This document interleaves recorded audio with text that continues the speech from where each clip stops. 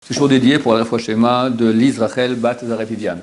Un cours super important, compliqué, sur un interdit important de la Torah, ce qui s'appelle Borer. Borer, c'est trier. À Shabbat, celui qui trie, alors c'est aussi grave, c'est un des 39 travaux, c'est aussi grave que d'allumer du feu. D'accord ? Même peut-être plus grave d'après un certain avis. C'est quoi trier ? Il n'y a de tri que s'il y a un mélange. Mélange en deux choses différentes, qui sont mélangées. Et il y en a un que je veux, un que je ne veux pas. Celui que je veux, on l'appelle la nourriture. Celui que je ne veux pas, on appelle ça du déchet. Je n'ai pas le droit de prendre le déchet et de l'enlever. Je dois prendre la nourriture. Première condition, il y a 3 conditions pour que ce soit permis. Je dois prendre la nourriture et pas le déchet. Je dois le prendre pour une consommation immédiate et avec les mains ou un appareil qui n'est pas un appareil spécial de tri. Avec une fourchette, ça va. Mais par exemple, avec un tamis, je ne peux pas tamiser de la farine, par exemple, ou tamiser quelque chose. Ou bien, par exemple, j'ai maintenant, je ne sais pas moi, j'ai des boulettes dans la soupe. D'accord ? Et je vais maintenant prendre des boulettes sans la soupe. Alors, je prends maintenant une louche avec des trous, avec passoire, et hop, comme ça, tac. Donc, toute la soupe, elle descend, et je ramasse maintenant ma boulette. C'est interdit, parce que j'ai fait ça avec un appareil de tri. Mais j'ai pris ce que je voulais de ce que je ne voulais pas. Vu que c'est fait avec un appareil de tri, ça ne va pas. Donc, 3 conditions. Prendre le bon du mauvais, pas le mauvais du bon, pour que ce soit pour consommation immédiate, et sans appareil spécial de tri. Ça, c'est Shabbat. Yom Tov. Yom Tov, la Torah nous autorise de faire Ochel Nefesh. Ochel Nefesh, ce qui est nécessaire pour se nourrir. Pas tout.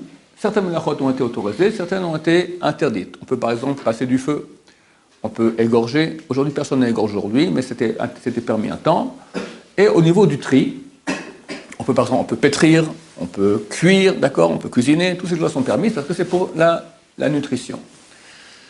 Borer, faire du tri, c'est interdit, mais c'est interdit de Rabbanan. C'est moins grave qu'à Shabbat. Et il y a une mitzvah spéciale de Yom Tov qui n'y a pas Shabbat, Simchat Yom Tov, être en joie à Yom Tov. Être en joie. C'est vrai qu'il y a une mitzvah de manger de la viande pour les hommes, boire du vin. Pour les femmes, c'est des bijoux et des habits. Et on doit être heureux. D'accord ? Mitzvah de la Torah, d'être heureux à Yom Tov. Faire attention, des fois il y a un Yetzirah qui est contraire. Justement, tu es un peu down. Au contraire, il faut être heureux, se mettre en situation de bonheur spéciale pour la fête de Yom Tov. C'est pour cela que même dans Borer, les lois vont changer.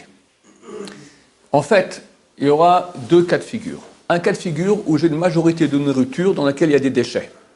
Quand je dis déchets, ce n'est pas forcément des déchets, ça peut être des vrais déchets, ça peut être aussi une nourriture que je ne veux pas. Par exemple, j'ai un plat de riz, et dans lequel il y a quelques petits pois. Je n'aime pas les petits pois.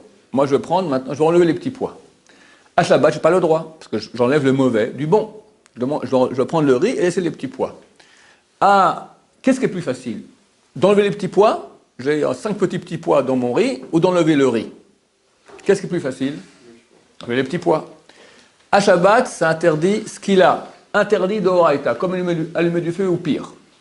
À Yom Tov, c'est le contraire. Vu que Yom Tov, c'est un jour de simcha, de joie, on te dira, fais ce qui est plus facile. Qu'est-ce qui est plus facile ? Enlever maintenant le déchet, les petits pois, ou enlever le riz, enlever les déchets. Donc à Yom Tov, on ne va pas faire, il faut faire attention de ne pas avoir le réflexe qu'on a à Shabbat. À Shabbat, on a le réflexe de ne pas enlever ce qu'on ne veut pas. Là, c'est tout le contraire. Il faut enlever ce qu'on ne veut pas si c'est plus facile. Si ça sera plus difficile, on va dire maintenant, les petits pois sont cachés dessous, aller les chercher, c'est compliqué. Pour toi, c'est plus simple de prendre le riz, extraire vos petits pois. Alors, tu fais ce qui est plus facile. Tu prends le riz et tu laisses les petits pois. D'accord ?